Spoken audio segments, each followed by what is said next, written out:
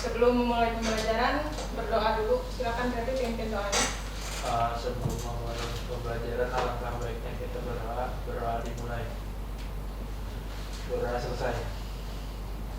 Hadir semua? Enggak, Bu. Faisal. Kenapa? Sakit.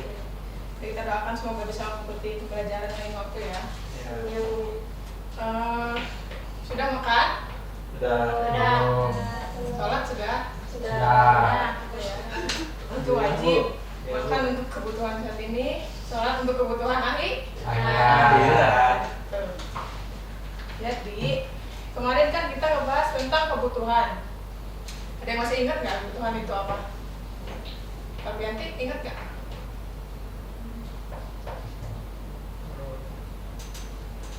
Oke, jadi kebutuhan itu sesuatu yang harus dipenuhi oleh manusia dan itu terbatas atau tidak? Terbatas ya. Kebutuhan terbatas sih benar? Tidak ya. Kebutuhan tidak terbatas, sedangkan kebutuhannya terbatas. keinginannya terbatas. ya, jadi kebutuhan tidak terbatas itu bisa menyebabkan kelangkaan. Nah, jadi hari ini kita akan bahas tentang kelangkaan. Jadi sebelum itu Ibu akan menyampaikan tujuan pembelajaran dulu. Jadi kali ini kalian diharapkan mampu mengerti dan menjelaskan tentang pengertian kelangkaan, jenis-jenis kelangkaan, karakteristik kelangkaan, dampak kelangkaan, dan solusi untuk masalah kelangkaan. Nah, jadi Ibu akan kali ini akan menerapkan metode PBL atau Problem Based Learning. Nah, jadi langsung pada penyampaian materi. Pertama itu ada pengertian, karakteristik, jenis-jenis, penyebab, dampak, dan cara mengatasinya. Nah, yang pertama pengertian. Kelangkaan adalah kondisi di mana kebutuhan manusia yang tidak terbatas berbenturan dengan ketersediaan sumber daya yang terbatas. Sumber daya ini dapat berupa barang ekonomi, jasa, maupun waktu. Lalu karakteristik dari kelangkaan yang pertama itu terbatasnya jumlah sumber daya. Contohnya apa, Repi? Tahu. Terbatasnya jumlah sumber daya. Air mungkin Bu terbatas. Air, oke. Yang kedua ketidakmerataan persebaran. Mungkin dari pemerintah, dari pembagian kayak ya bisa bansos bisa. Terus yang ketiga ketidakmampuan diperbarui, kayak sumber daya alam sih lebih ke kayak air, terus minyak dan sebagainya. Lalu yang terakhir meningkatnya kebutuhan. Jadi semakin meningkatnya kebutuhan, sedangkan jumlah sumber daya yang terbatas itu salah satu karakteristik dari kelangkaan. Lalu ada jenis-jenis kelangkaan. Yang pertama itu kelangkaan absolut, terjadi ketika sumber daya sama sekali tidak ada. Lalu kelangkaan relatif, terjadi ketika sumber daya terbatas. Dan yang ketiga kelangkaan ekonomi, terjadi ketika biaya untuk mendapatkan sumber daya lebih tinggi dari nilainya. Ini ada penyebab dari kelangkaan. Yang pertama itu pertumbuhan penduduk. Meningkatnya jumlah penduduk meningkatkan permintaan terhadap sumber daya. Yang kedua perubahan gaya hidup. Konsumsi berlebih dan gaya hidup boros mempercepat menipisnya sumber daya. Lalu ada bencana alam seperti gempa bumi, tsunami, dan gunung meletus dapat merusak sumber daya alam yang tersedia. Lalu keterbatasan teknologi yang belum memadai dapat menghambat pemanfaatan sumber daya secara optimal. Dan yang terakhir perubahan iklim dapat menyebabkan kekeringan, banjir, dan kerusakan lingkungan yang berakibat pada kelangkaan sumber daya.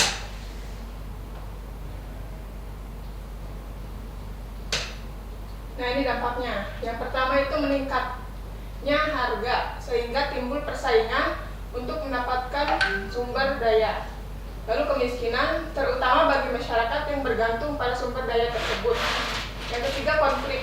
Persaingan untuk mendapat sumber daya dapat memicu konflik. Yang keempat, kerusakan lingkungan, yaitu eksploitasi sumber daya berlebihan dapat menyebabkan kerusakan lingkungan.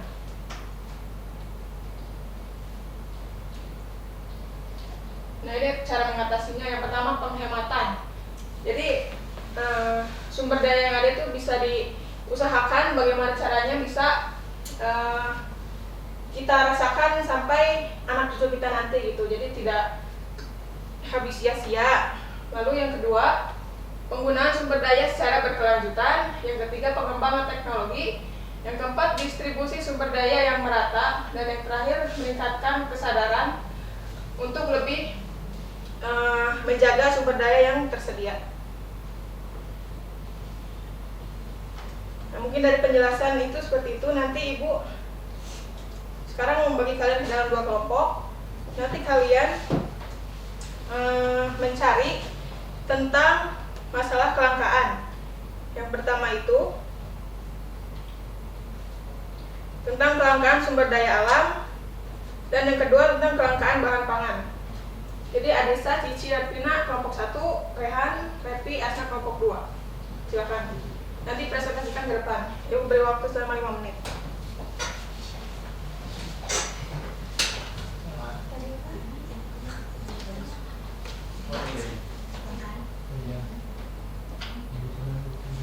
Ditulis, Bu.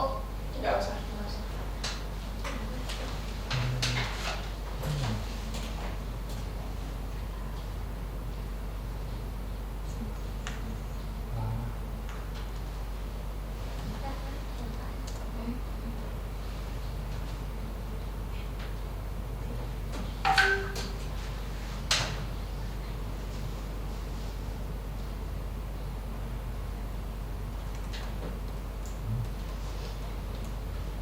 Kelompok 1 yang kelangkaan sumber daya alam, yang kedua kelangkaan bahan pangan.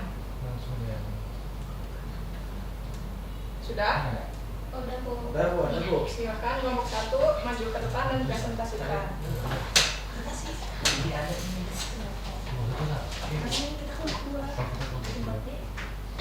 Kelangkaan sumber.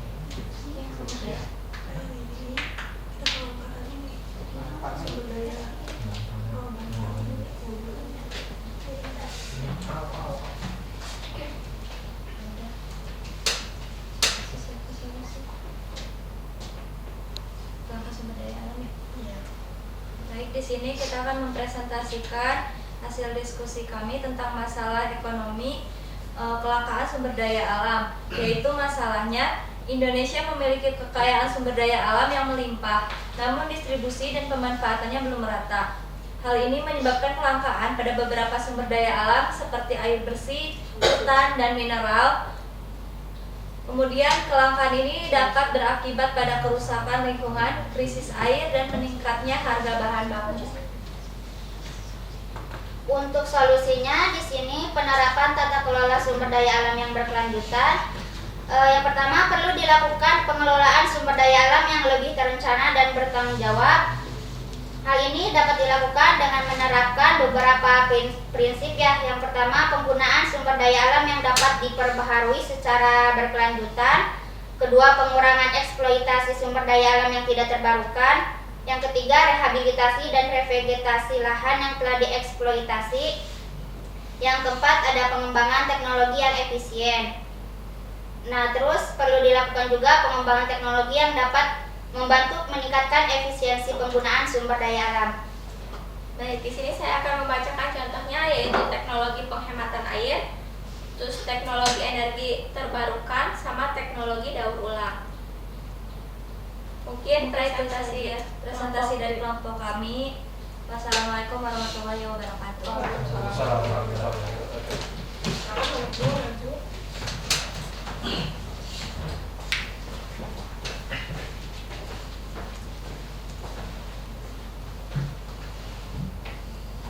Baik, di sini kita akan mempresentasikan hasil diskusi di kelompok 2 mengenai kelangkaan bahan pangan. Yang pertama, dalam kelangkaan bahan pangan ini, Indonesia masih mengandalkan impor untuk memenuhi kebutuhan bahan pangan seperti beras, daging, dan gula. Itu ketiga contohnya. Dan yang kedua adalah hal ini menyebabkan kerawanan pangan dan ketergantungan pada negara lain. Yang ketiga, selain itu perubahan iklim dan alih fungsi lahan juga dapat memperparah kelangkaan bahan pangan. Jadi kita tuh masih tergantung kepada ekspor impor luar negeri, sedangkan sumber daya alam kita juga tidak bisa termanfaatkan begitu. Mungkin bisa dilanjut dengan bahasan lainnya. Baik, untuk solusinya yaitu yang pertama adalah meningkatkan produksi dalam negeri, seperti perlu dilakukan upaya untuk meningkatkan produksi dalam negeri seperti meningkatkan infrastruktur pertanian, kemudian memberikan bantuan dan pelatihan kepada petani, dan mengembangkan teknologi pertanian yang lebih modern. Kemudian diversifikasi bahan pangan seperti mempromosikan konsumsi bahan pangan lokal yang beragam, kemudian mengembangkan budidaya tanaman pangan baru.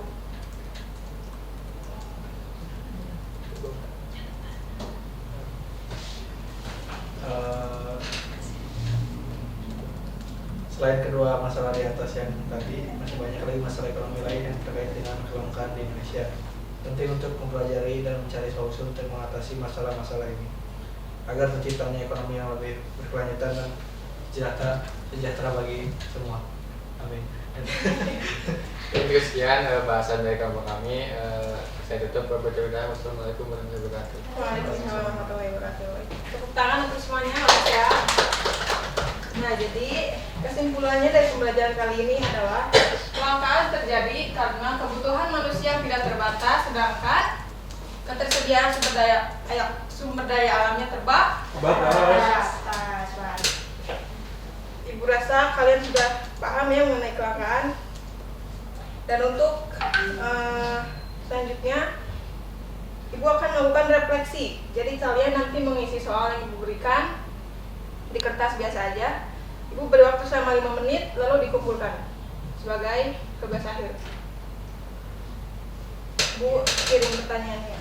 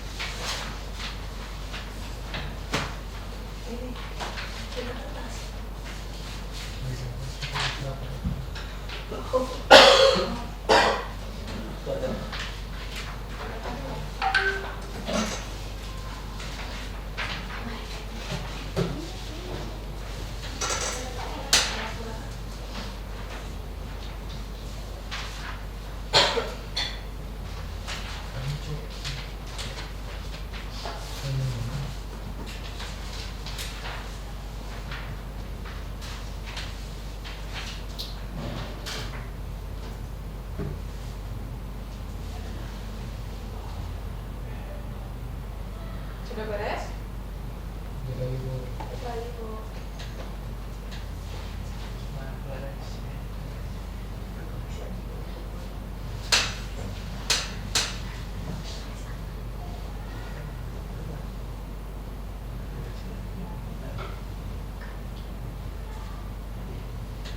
Sudah?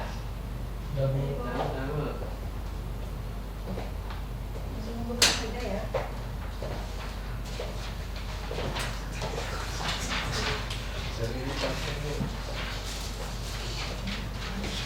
Sudah, Kak?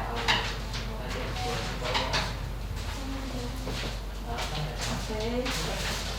Dari refleksi kali ini nilainya akan Ibu tambahkan ke dalam nilai kalian nanti ya. Ya, pembelajaran telah selesai. Tapi sebelum itu Ibu pengen ada sedikit permainan. Jadi permainannya itu sambung kata. Jadi misalkan Ibu ngomong saya adalah batu. Nanti Asna teruskan kata terakhir. Paham? Dimulai Adisa. Silakan. Apa aja? Saya cantik. Lanjutkan. Cantik itu saya. Saya itu lucu. Lucu itu Repi. Tapi itu ganteng gitu. Iya. Ganteng itu cowok. Oke. Cowok itu bad boy. Bad boy itu cowok.